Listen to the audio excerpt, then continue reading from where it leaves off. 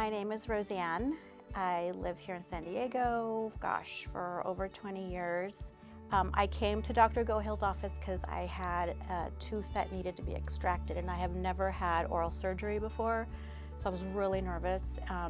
But she was recommended to me by another dentist in town, and so I met with her, and I just had such a good, comfortable feeling. I made my appointment immediately, and she had an opening, a cancellation actually, because she was very busy.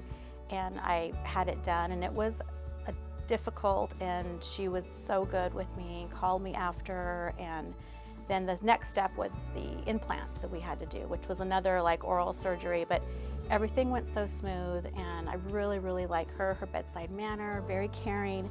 The office is kind. Everyone just tried to help me get through it because it's a difficult process, but she made it great.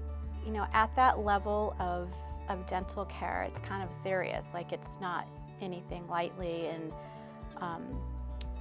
going to a specialist, someone who is experienced and also has such a good, comforting bedside manner and really cares for their patient, I think makes all the difference in the world. So if I had to have another oral surgery or some kind of periodontal problem, I would definitely ask my friend or whoever needed help to come here and check the office out.